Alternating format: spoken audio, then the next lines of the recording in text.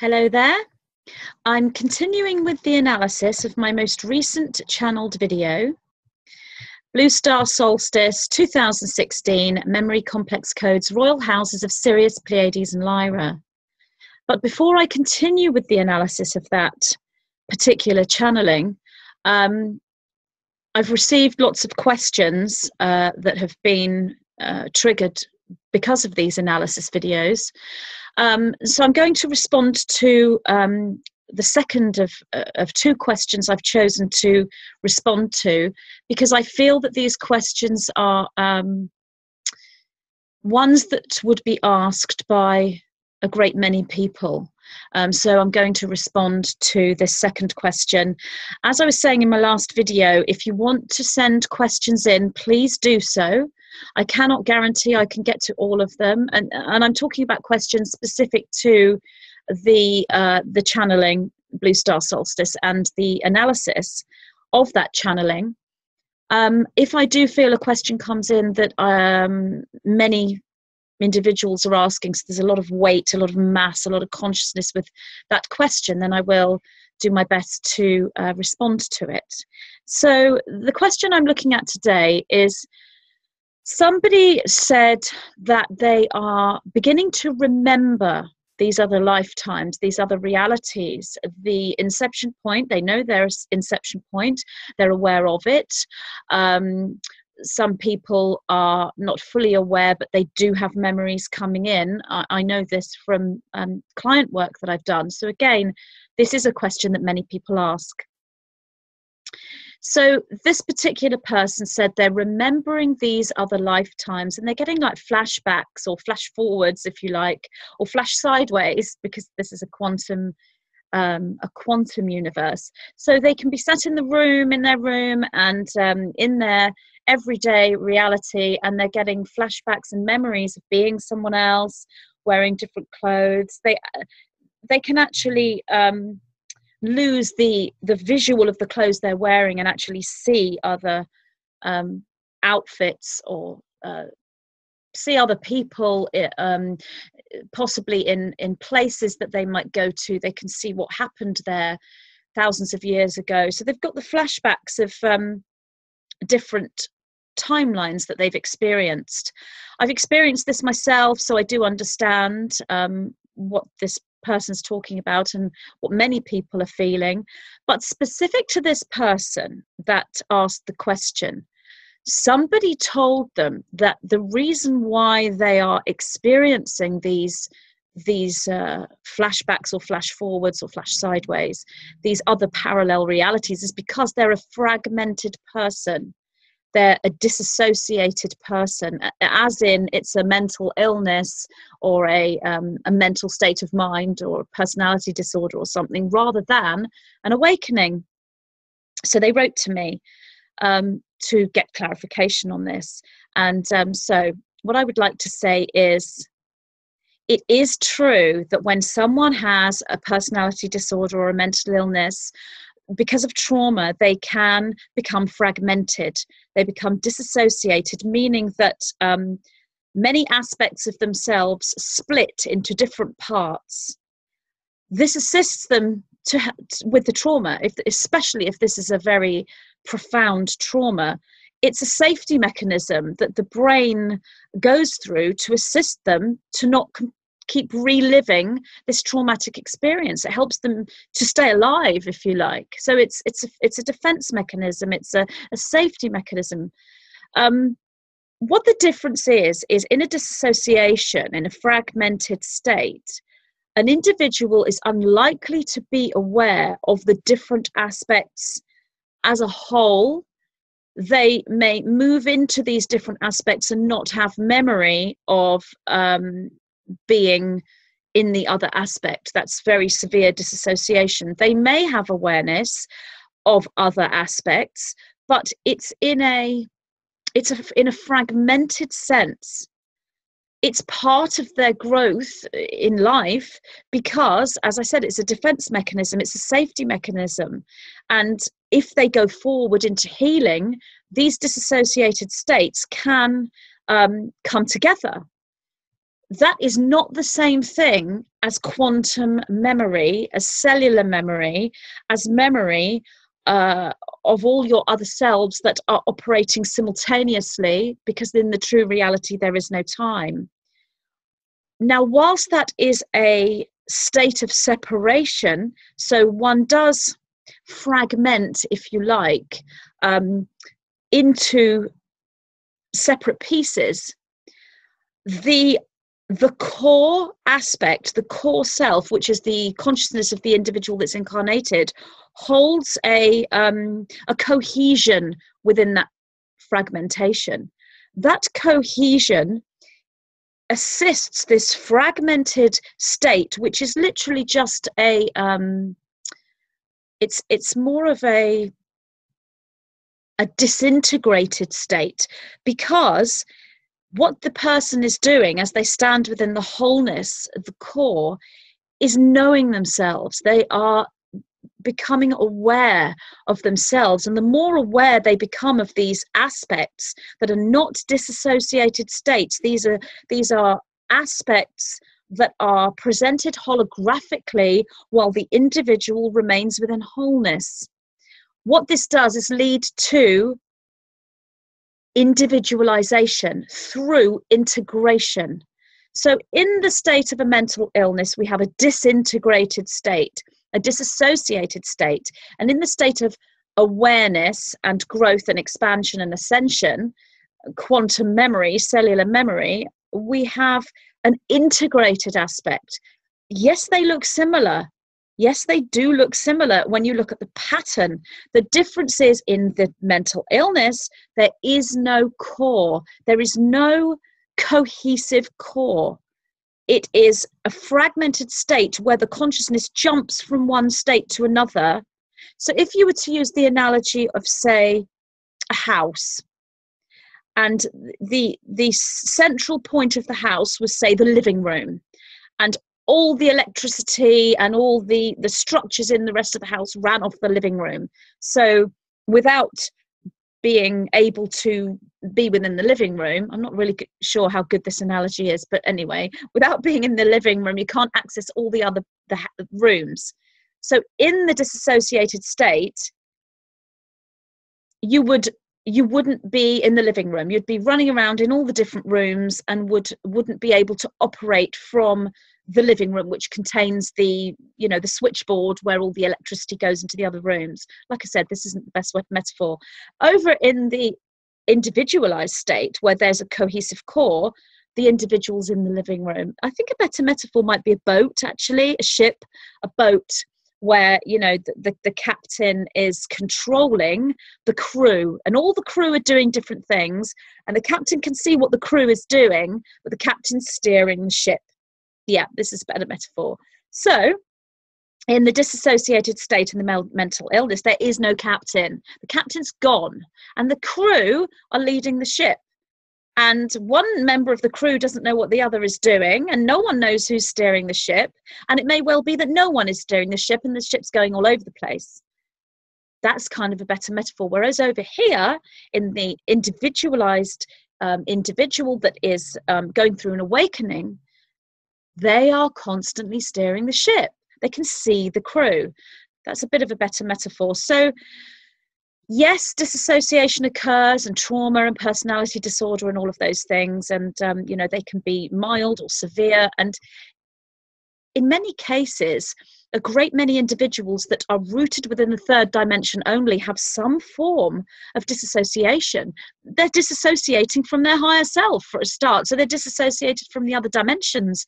If you are disassociated from the other dimensions, you're disassociated from aspects of yourself, because those other dimensions are yourself. So you're not aware of them.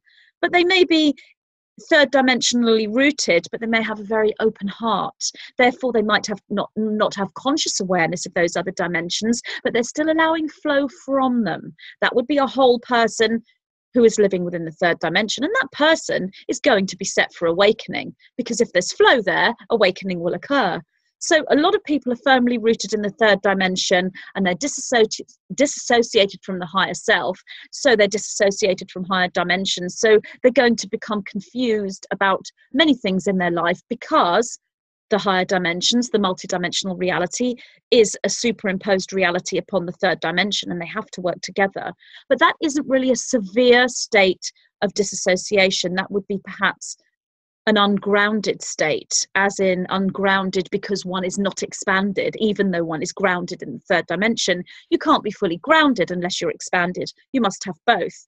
But that's not really a mental illness. It's just a third dimensional individual who hasn't woken up yet, may or may not have trauma, may or may not have issues. A severe case would be perhaps, something like personality disorders, multiple personality disorder, schizophrenia, that sort of thing. And that can be mild or severe and in varying ways.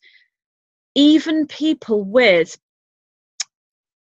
so-called disorders can flip over and become integrated. For example, autism and Asperger's syndrome would be seen as a fragmented state, but is it? It may be with many, but there are individuals who are able to individualize within that fragmented state who have autism.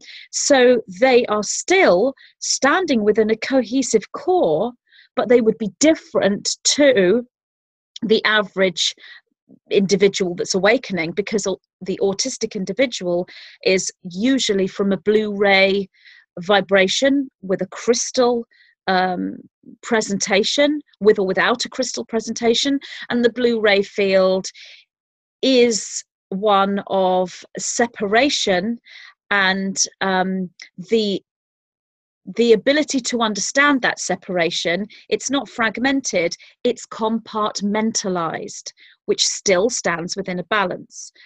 So there are all these different ways that one can be fragmented, disassociated, integrated, whole. If you are a starseed individual and that you are attracted to these kinds of videos and you are following a spiritual path and you have intuitive knowing that you are here for a mission, a reason, and you are starting to have flashbacks, flash forwards, flash sideways of your quantum reality, you're aware that you are more than just you. You are not going through a personality disorder. You are not fragmented. You are becoming aware of the quantum reality. You are becoming whole through this disintegration, this exploration of self and these different aspects of self that present holographically as you stand within a core. There is a case where moving into spirituality too quickly can bring about these cellular memories and these flashbacks and flash forwards that can cause disassociation.